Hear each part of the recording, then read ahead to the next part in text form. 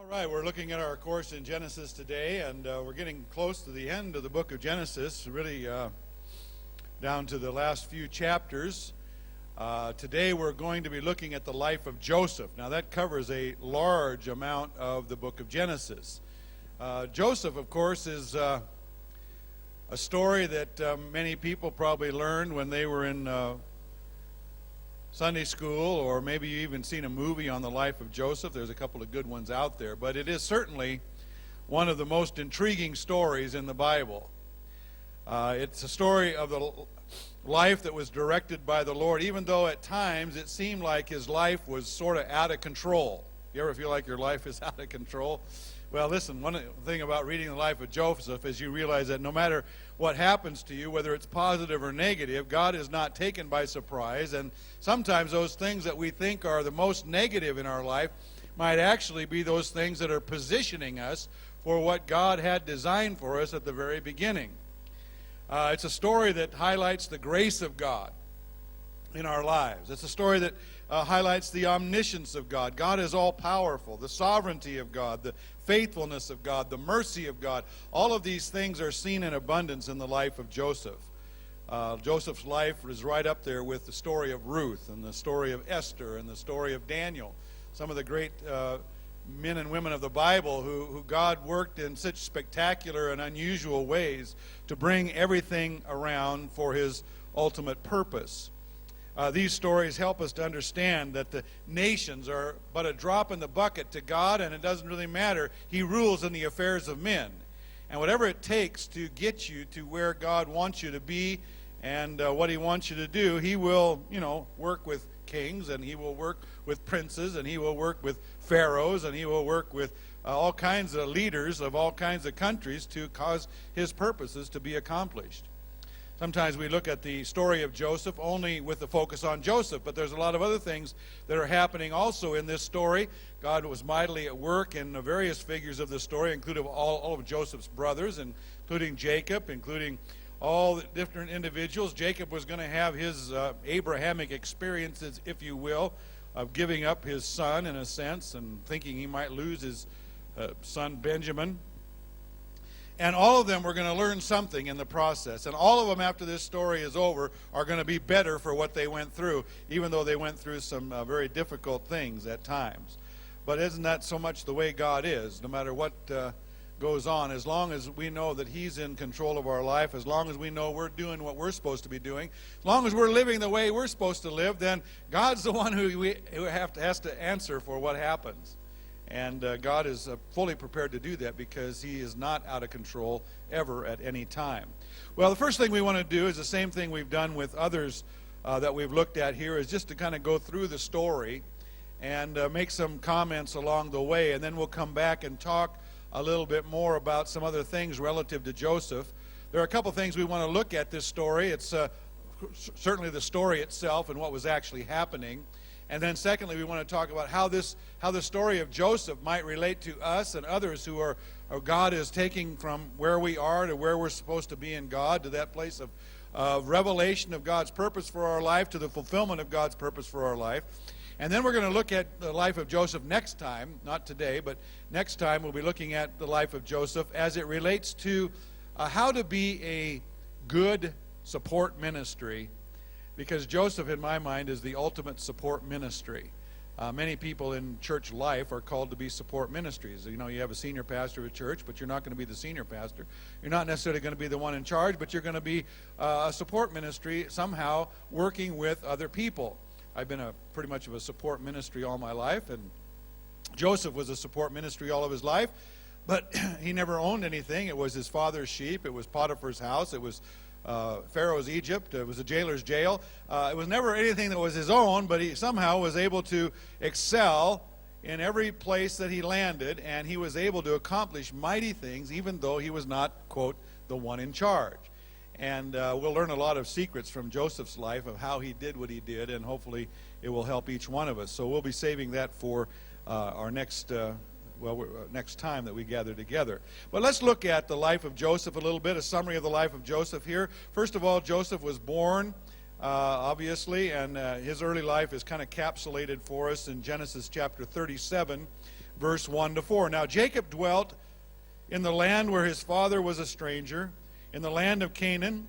This is a story of Jacob. Joseph, being 17 years old, was feeding the flock with his brothers. And the lad was with the sons of Bilhah and the sons of Zilpah, his father's wives. And Joseph brought a bad report of them to his father. Now Israel loved Joseph more than all his children, because he was the son of his old age. And he also made him a tunic of many colors. But when his brothers saw that their father loved him more than all his brothers, they hated him and could not speak peaceably to him. Well, that's a great childhood, amen? A lot of just peace and joy and happiness all the way through. And, some of that problem can be attributed to Jacob having preferences in relationship to his children. And parents who have more than one child always have to work on this, because it certainly can make for an unpeaceable childhood. But Joseph was born of Rachel. And this is part of the reason why Joseph was a special child, because, Jacob loved Rachel. She was his, quote, preferred wife. He was the wife he wanted from the very beginning, and yet she was barren and couldn't have children. And so finally, later on in their experience, she finally has Joseph. And so it's like that child that he was waiting for, just like the 7 years of maybe being married to Leah while he was waiting for Rachel. Now he's waiting all this time, and he finally gets a son that is born of Rachel. And as a result, he is spoiled. He's spoiled by his father, treated special at all occasions, and it probably wasn't the first time he got a gift that was better than everybody else's, or something that nobody else got. And so Joseph was born of the much-loved wife. In Genesis chapter 30, verse 22 to 24, it says, Then God remembered Rachel, and God listened to her and opened her womb, and she conceived and bore a son, and said, God has taken away my reproach. So she called his name Joseph and said, The Lord shall add to me another son. Joseph means increase or added to, and so she named him that, and she was hoping that Joseph would actually be the promise of more. So she was born of Rachel, and as a result, number 2, Joseph was loved by Jacob above all of his other children. Number 3, Joseph was given preferential treatment by Jacob by giving him a special cloak at the age of 17. Now, some expositors kind of suggest that this probably wasn't the first time he got garments that were better than everybody else's. Now he's 17 years old. Maybe his growing spurt has finished, and so he's kind of getting the capstone of everything else that he's received before. We'll talk about that coat and what it was like here in a minute. The fourth thing here, Joseph worked with his brothers but kept an eye on them for Jacob. Now that's something brothers really enjoy. When the youngest brother keeps an eye on them and tells dad of all the bad stuff that they did. And so Joseph is a little bit of a tattletale. He's a little bit of a runt. He's the runt of the litter. He's the youngest child, and he's daddy's boy. And when he goes home, oh, here comes Joseph. If he finds out what we're doing, he's going to rat on us. He's going to tell us. So he tattled on his brothers by giving a bad report to his dad. It's possible that because of some of the bad things that some of the sons had got into before, like Reuben and Simeon and Levi and some of these guys, maybe Jacob sort of felt like he needed a patrol officer out there to make sure that they wouldn't get themselves into trouble, and he used Joseph for a spy. That was bad parenting right there anyway, to use the youngest to kind of spy on the oldest. And again, it just sets this whole scene up for tremendous failure. There are parenting lessons that can be learned in this story. But in the meanwhile, Joseph, as a result, was, number 5, hated by his brothers. They hated him so much that the Bible says they could not speak peaceably to him. The New Living says they couldn't say a kind word to him. So here's Joseph, he's sort of isolated among the brothers, largely because of the way the parents have treated him. But now it's like, they'll say kind things to each other, but Joseph is kind of on the outs. The Contemporary English Version said Joseph's brothers hated him and would not be friendly to him. There are at least 4 reasons for their hatred. Letter A there, they hated him because of the preferential treatment of Joseph. Favoritism among parents always leads to preferential treatment, and preferential treatment always leads to contention and strife in the family. That's why as parents it's so critical that we work hard to not be preferential. Letter B, they hated him because of the coat of many colors. And of course, Joseph can always be picked out in the Sunday school things because he has the coat of many colors, and that's great because you can use more than one crayon to do his garment when you're coloring his picture. But this coat was not the usual kind of a coat that you would work with. Normally, when they went to work, in relationship to the sheep, they would wear these sleeveless tunics that were pretty much not colorful at all, very drab, and they were just kind of a work garment.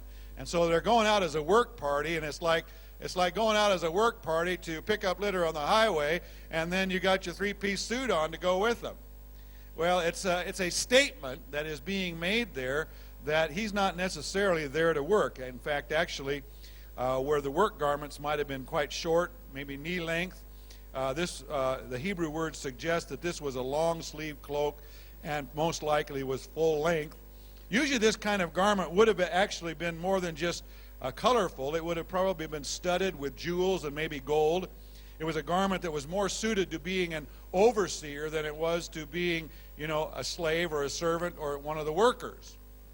And so just by wearing that coat out there, when the boys were probably, girded for hard work, was kind of a slap in their face.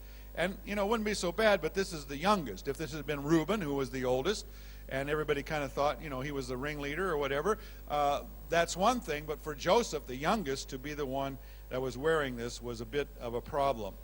And obviously his brothers hated him for this. This cloak could also be seen as a sign of nobility and may have suggested things that were more spiritual than just a garment. It might have been a suggestion that Jacob was making here by giving him this garment, that he was going to be the birthright kid. He was going to be the one who was going to be chosen above the rest of them to receive some of those things, which in reality happened. Joseph and Judah were the two that received most of the birthright privileges and blessings. But this was an early indication of Jacob's intention, and it certainly was another thing that just grated on the spirit of these brothers. It was kind of like an in-your-face statement to the rest of the boys that Joseph is different than the rest of you.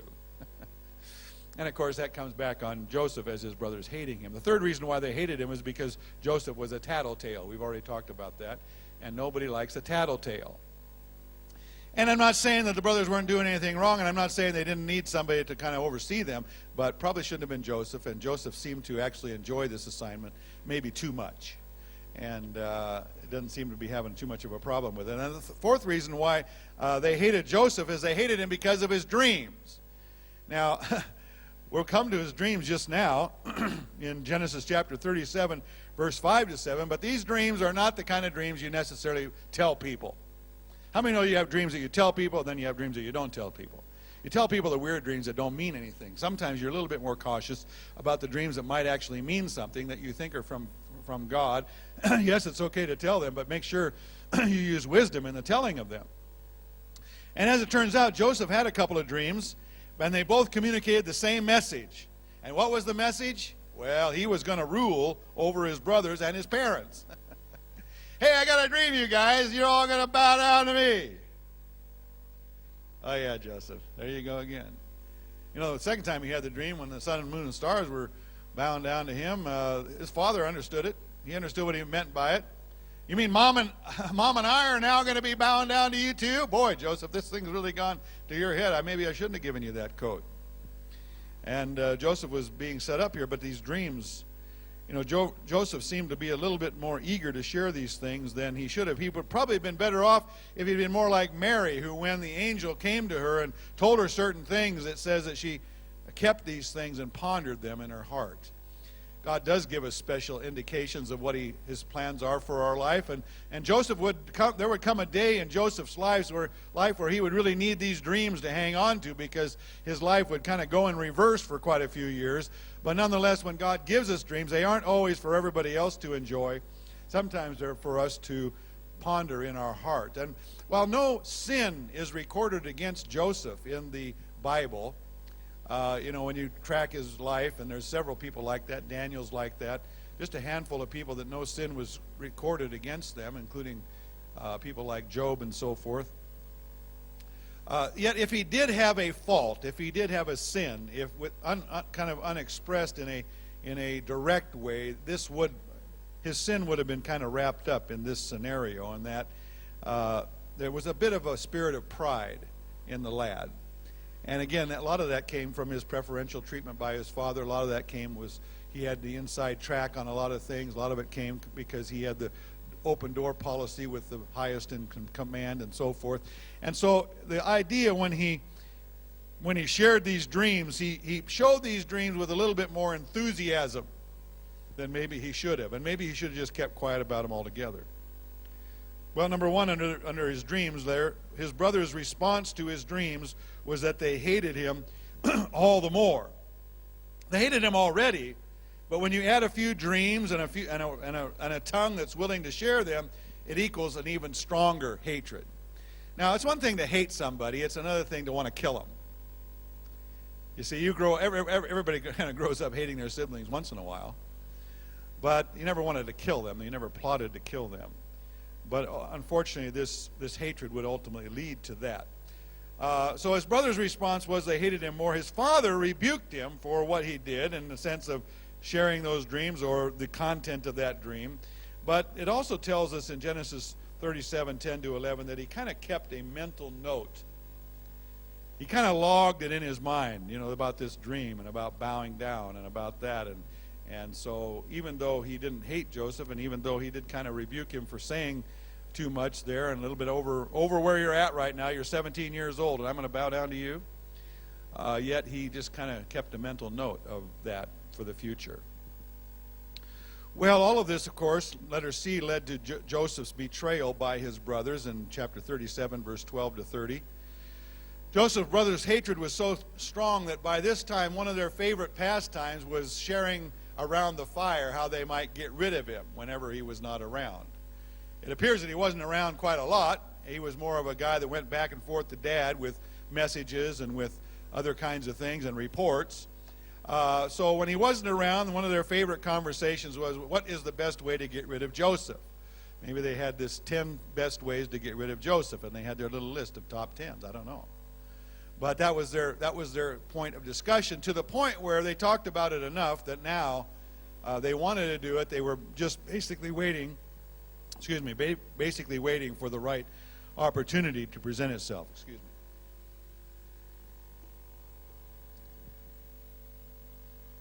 So one day Joseph was sent out by his father to find out, number one, how his brothers were doing. The fact that he was not already with them on their assignment tells us that his father was kind of using him as a one to send messages and come back home and give a report, send messages, come back and give a report. But he didn't really have to do any of the hard work, and he would strut around with his little coat on and so forth. And so when his brothers saw him coming, number two there, they hatched an evil plot against Joseph. Some of the brothers wanted to kill him and blame it on a wild beast. Letter A. Reuben, the firstborn, and likely the one in charge, and of course the one who would probably have to answer for whatever happened, persuaded them to throw him in a pit so that he could come back later, fetch him out, and maybe save him. Unfortunately, it didn't work out that way, but it seems like Reuben maybe had some sensible thoughts about this situation. The brothers really wanted to kill him, and Reuben wasn't strong enough to resist his brothers and say, no, we can't do it. But he did talk them into a second plan B. Let's just throw him in a pit here. He'll die anyway, and we'll just be on our way, but in hoping that maybe I can come back and get him a little bit later. In Genesis chapter 42, later on, when Reuben is recounting what took place, Genesis 42, verse 22, he says, and Reuben answered them, saying, did I not speak to you, saying, do not sin against the boy? And you would not listen. Therefore, behold, his blood is now required of us. They were in Egypt by this time, and things were not going well. And Reuben, somehow in his mind, in his conscience, he had this thing on his conscience for years. And now whatever trouble was coming to them, he was sure it was payback for what had happened in relationship to Joseph, which tells you that this thing really troubled him for 13, 14 years later. But it does tell you also that he tried to talk the boys out of it. Judah is the one who came up with the idea of selling him to the Ishmaelites as a slave instead of killing him. Now, I don't know if it was because, again, Judah had a heart, and this was just a plan B to save his life, because if we just left him in a pit, a wild animal could get him, or he'd die of starvation. It'd be a very agonizing death, and the brothers are not in a mind to be persuaded, and so Reuben couldn't talk sense into him. Judah couldn't talk too much sense into him, and so he came up, well, here's this Ishmaelite caravan coming here. They always need slaves. Maybe we can make a few bucks out of this transaction, and in the meantime, Joseph won't be killed. Whatever the case, letter C, in Reuben's absence, number 3 there, in Reuben's absence, the brothers sold Joseph to the Ishmaelites for 20 shekels of silver. Now, it's worthy of note that this was actually the price of a young slave. A mature slave who could really work was worth 30 shekels of silver. You will see that from those other scriptures that are given there. But because of Joseph's age, he was 17, which probably should have been old enough to get the full price. But he hadn't done a day's work in his life, and so his hands were soft. And when you get a slave, you want somebody who's got, muscles and shown, because most of their labor is going to be physical. It's not going to just be hanging around looking pretty like Joseph was accustomed to doing. And so he got 20 shekels of silver for that, but keep in mind they had to resell him anyway when they got to where they were going. He was just basically a bargain. We'll buy him at a bargain price and sell him for a little bit more when we get to where we're going. But during this transaction, as all this was going on, Joseph was pleading with his brothers not to do this. And we don't find that out really until a few chapters later when, again, the story is recounted in Genesis chapter 20 or 42, verse 21, when the brothers reported this later on. In Genesis 42:21, it says, "And then they said one to another, 'We are truly guilty concerning our brother, for we saw the anguish of his soul when he pleaded with us, and we would not hear. Therefore this distress has come upon us.'" You can imagine mommy's boy, daddy's boy, really hasn't suffered much in his whole life. Now suddenly is thrust into this caravan going to Egypt, and where he knows slaves are not treated that well. He was put in irons. We know that from what the scripture says in other places.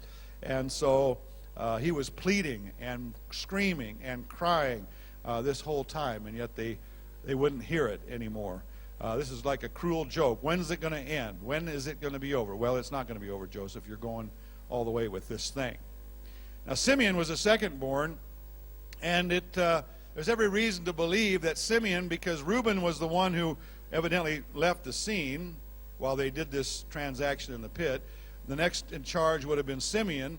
He was the second born, and he was most likely the one who maybe transacted the actual plan and brought it to pass, because later on when Joseph is looking for a hostage to keep while they go back for Benjamin, he chooses Simeon to be the one. And so it's kind of like, okay, Simeon, you can spend a little time in bondage in Egypt and see how you like that, But I don't think it was revenge, but I think it was keeping a little bit of a record there on who did what, when, and how. But Simeon was probably, because we know Simeon, remember his nature, Simeon and Levi, what was it? Cruelty was their nature. And later on when they get a prophecy over them, it'll be about cruelty. So he was the kind of guy that would torture butterflies. He was the kind of guy that would, I won't give any more illustrations. That's good enough. So, at any rate, they do this transaction. Number 5, when Reuben returned, Joseph was already gone, and of course Reuben tore his clothes in absolute grief, because now we're going to have to answer to our father. So the brothers hatched this plan again about how to conceal it from their father, and they smeared blood on Joseph's tunic and brought it to their father for his examination, and the obvious conclusion that everybody made without bringing in the forensic teams, medical professionals, is that he had been killed by a wild beast, and the animal had devoured him and drug him somewhere, who knows where. But he was in fact dead, and of course, number 7, Jacob was tremendously grieved, as you can imagine, because this was his special boy. This was the one on whom he had all of his hopes. This is the one that he was so close to. And so Jacob grieved bitterly over his son, and who he presumed to be dead, and he would not receive comfort, as it says in Genesis 37, verse 34 to 35. Then Jacob tore his clothes, put on sackcloth on his waist and mourned for his son many days. And all of his sons and all of his daughters arose to comfort him, but he refused to be comforted. And he said, "For I shall go down into the grave to my son in mourning." Thus his father wept for him. So he basically said, listen, until the day I die, I will be mourning for this boy who has died. And you can imagine what the situation was for the brothers here. Every day his dad is depressed. His dad is depressed. They know why, and they know they had a big part in doing it. And so now Joseph's life is miserable, but their life is also miserable. Jacob's life is miserable. Everybody is miserable. So Joseph, now we pick up Joseph. He's on his way to the throne. He doesn't know he's on the way to the throne. He thinks he's been sold into slavery, which he has. He just doesn't realize that that is the journey to the throne. And so, Joseph finally calms down, evidently, from his pleading and his crying and everything else. Now he's out of earshot from everybody else, and he finally has to accept the fact that he is where he is, and there's not a whole lot he can do about it. And so, number one there, Joseph was brought to Egypt and sold to a man by the name of Potiphar. Potiphar was an officer of Pharaoh, the captain of the guard, and in all likelihood, he was actually over the criminal system, especially as it related to Pharaoh. But here's what tells us in the book of Psalms, Psalm 105, verse 17 to 19. And this is God's perspective later on of what happened here in this scenario. It says, He, God, sent a man before them. That would be his brothers and his family. He, God, sent a man before them, Joseph, who was sold as a slave. They hurt his feet with fetters. All right, so he had chains, he had fetters, and it was abrasive on his legs. He was laid in irons until the time that his word came to pass. The word of the Lord tested him.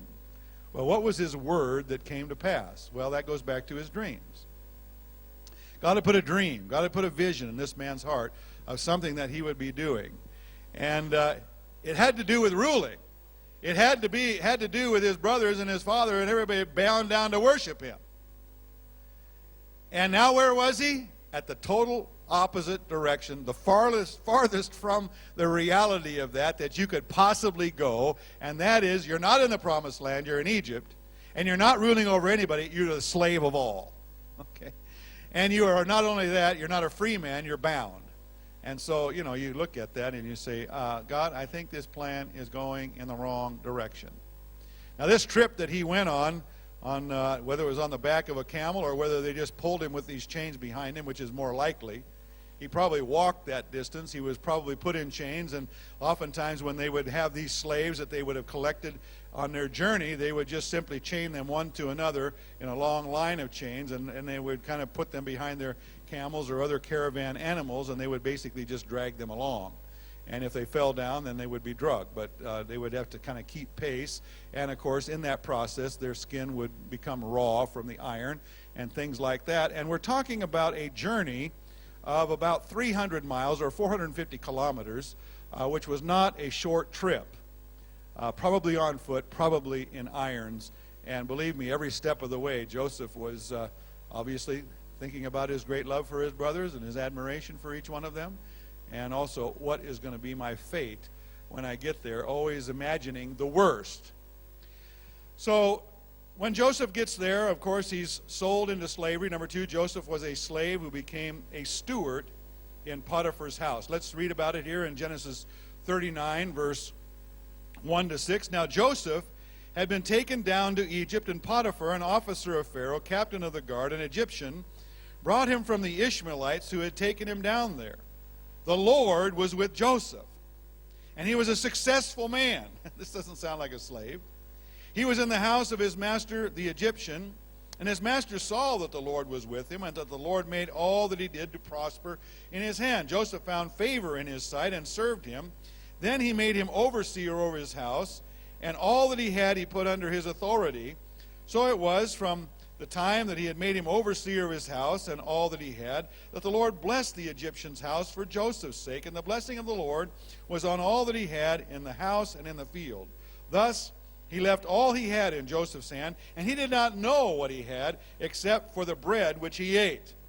Now Joseph was handsome in form and appearance, and that, of course, is a setup for the next few verses. But obviously, this sounds like things happened pretty fast, but you know the real world. Things did not happen very fast. Joseph was put in fetters. He was taken there. He was put on the auction block, and Potiphar's manager or whatever, or maybe Potiphar himself, inspected the slaves and decided he was going to bid on this one, that one, or the other one, and he got him. Now, you just don't take a slave from that position to ruling your house. No, you start out at the very bottom like every other slave does, and that's where Joseph started. And he had to, we don't know how many years it was from that point to when he actually served in Potiphar's house the way we see him serving here. But Joseph had to be faithful where he was at. He was brought to a place of favor through a different spirit and a different attitude that he had. Now, the way I would see this story happening is that it took him a while to get over his bitterness with his brothers. And he was probably a fairly grudging slave, just like every other slave who has been taken against their will and conscripted into service for another person. But at some point in time, fairly early on, maybe he cried out to the Lord, I don't know, but somehow God came and ministered to him in such a way that he was able to release that, let that thing go. We know this later on by the naming of children that he had. Somehow let him forget that agony and, okay, let's make the best of what we got. As one of my old friends used to say, when life gives you lemons, make lemonade. All right, it's a bitter experience. Well, turn it into something positive. And so, okay, let's make the best of what we got. And that's a good attitude. Okay, this is where I find myself. It's not an ideal situation. I'm not here by my own choosing, but this is where I am. I don't have many options because they got chains around me, and so what am I going to do? And we all have choices when we're in situations like that. And instead of looking down, he looked up, and God was able to help him in grace somehow. And in this situation, he said, okay, if this is where I am, I will serve in this capacity, and I will give myself to this situation the very best I can, and I will become faithful to this guy who is my master. And I think somehow the only way he could do that was sort of had the attitude that, you know what, I'm not working for this man, I am working for the Lord. And if God was over me and he owned me as a slave, how would I serve in this capacity? And so little did Joseph know that all through this time, God was going to use this very natural situation in the house of Potiphar to begin to give him the skills necessary to administrate a country, the greatest nation in the world, as opposed to just administrating one household. But you know, we start with one household before we get the big stuff. And so he started with the things that were small. He started with what was in his hand. He started with little things. He started with the unnoticed situations. And gradually, as he worked, he began to distinguish himself from the other slaves.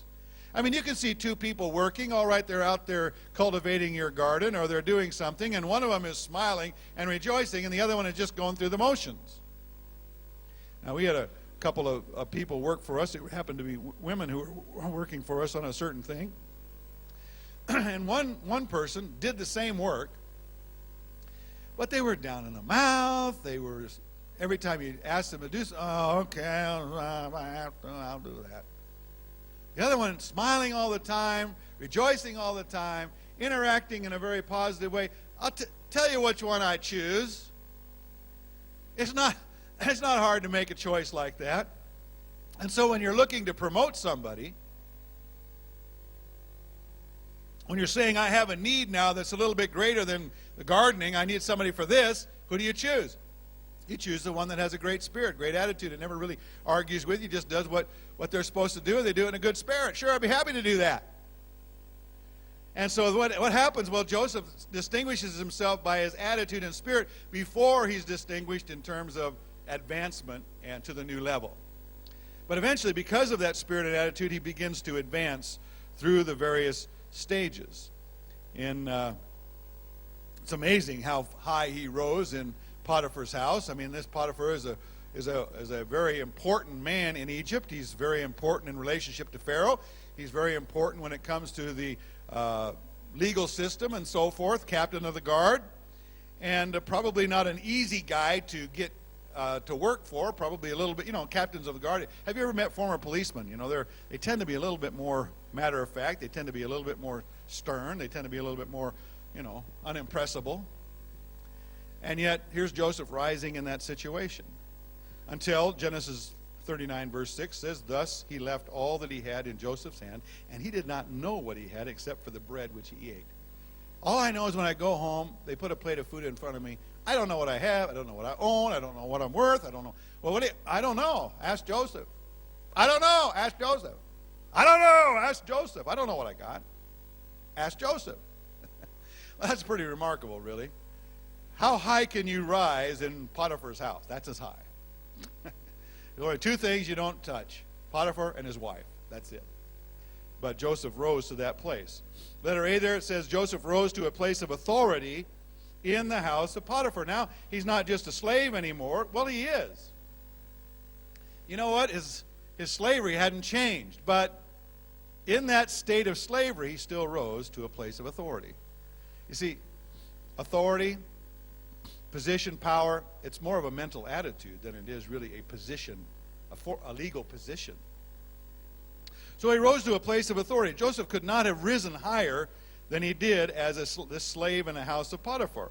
Notice that even though Joseph was a slave, and this is I just love this language that's used here that I just read to you in Genesis 39, 1-6, that even though he was a slave, even though he was in Potiphar's house, even though he did not own himself, it says that the Lord was with him.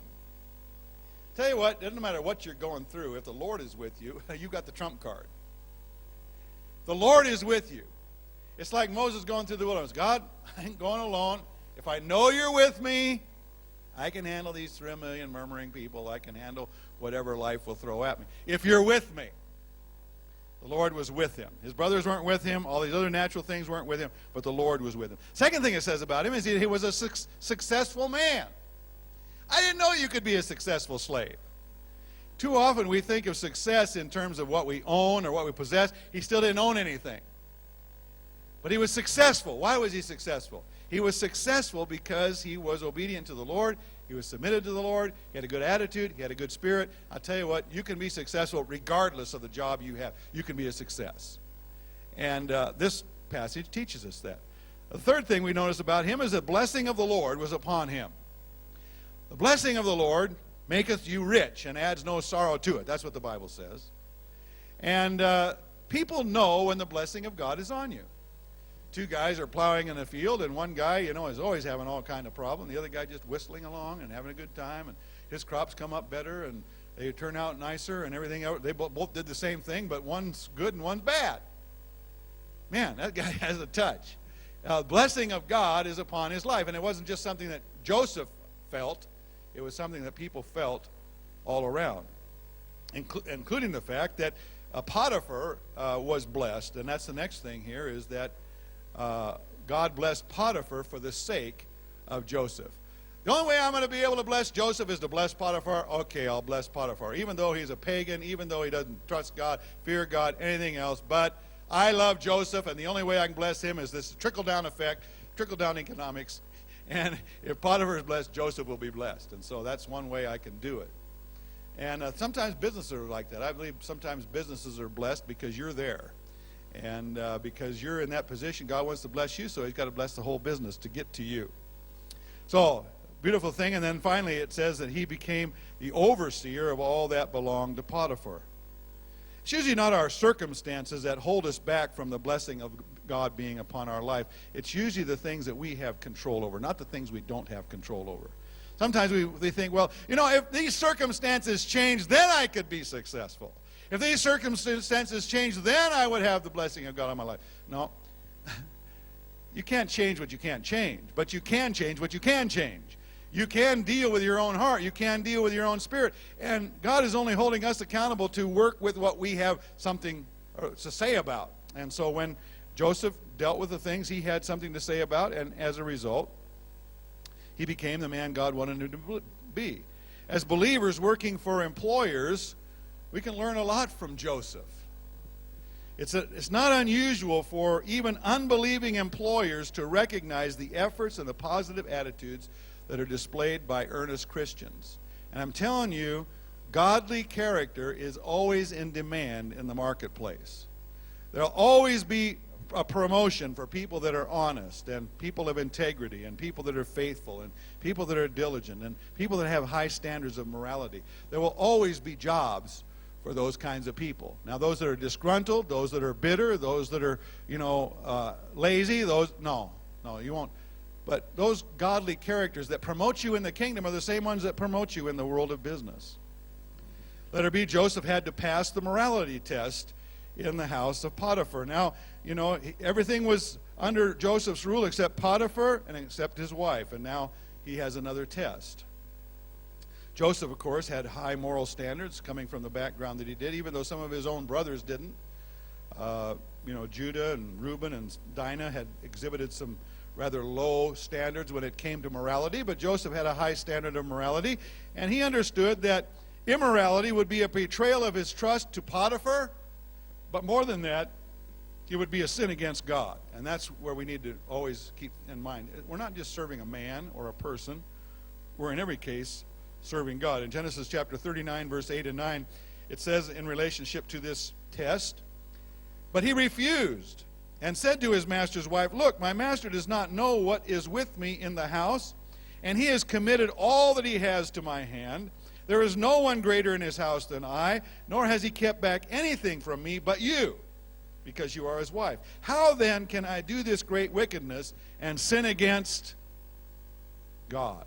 He didn't say sin against Potiphar, sin against my master, sin against God. He understood that what he did in relationship to God. Now, Joseph tried several tactics to get himself out of an uncomfortable spot. Here he is, he's doing his very best for this, and now he's got this woman. Unfortunately, God blessed Joseph with good looks. Some of us don't have to worry about that. We don't have women following us everywhere and trying to seduce us. But Joseph had this problem wherever he went. And now it was Potiphar's wife. So what is he going to do? He wants to be faithful to Potiphar. He has a job to do. He has things to do. But now his wife is kind of putting pressure on him day by day. His first way of getting out of the uncomfortable spot was confrontation. That is, he says no. He refused, it says in these verses. And so she came on with her advances. He said, "No, I'm sorry. How can I do this great wickedness and sin against God? I'm sorry, I can't do that. That's wrong. It's a wrong thing to do." Unfortunately, that didn't stop her. And so he had to go to plan B. Plan B was avoidance. That is, I'm just going to try to not be around when she's around and make sure that we're never alone together. And you can read that in Genesis 39, verse 10.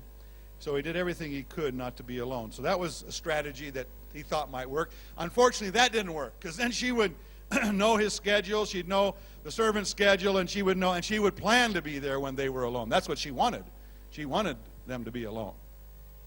So finally, when he was in that situation where he definitely was alone, and he was in a position where she had him trapped in a sense, then he had to resort to plan C, which was flight. Flight. That is, flee fornication, flee immorality. That's what the New Testament says. And Joseph, as a last resort, fled. And of course, in doing so, now Potiphar's wife was offended because he didn't sleep with her, and he would not be. And so now she sets up a perfect frame for him because she's got his coat. It's interesting about studying Joseph's coats. He's got the coat of many colors. Now he's got this coat that Potiphar's wife has. Eventually he's going to have royal robes that are placed upon him, but his clothing is a big deal in Joseph's life. And so she's got this coat, and now there's a high price to pay for his moral standards. Sometimes we think our moral standards will never cost us anything, but I'm telling you, they will. Sometimes you'll lose your job because you had a high standard of morality. Sometimes you won't do what the boss will do because of your morality. You won't lie, you won't cheat, you won't steal. And sometimes that will get you into trouble. And it did Joseph. His high standard of morality got him into trouble. Now, that doesn't mean that it wasn't trouble that God didn't know about. It was trouble that was called suffering for righteousness' sake. Now, here's an interesting thing. Joseph did not open his mouth when he was accused. That's kind of like Jesus, didn't open his mouth. Why? Because the only way he could get out of this tight spot was to lie about Potiphar's wife and run her down in Potiphar's. But you know what? Potiphar from the get-go did not believe anything his wife said. But he's the captain of the guard. So he threw Joseph into prison. If you were the captain of the guard, if you were the chief executioner of the land, and somebody had messed with your wife, what would you have had done to them? They would have been dead. The very fact that Joseph was not dead was evidence that Potiphar actually believed him. And so instead of killing him, what happened? Well, let her see, Joseph was demoted and put in prison for doing what was right. All right, we're going to take our break right there, and then we're going to come back and finish this section up. And so come back in about 5. God bless.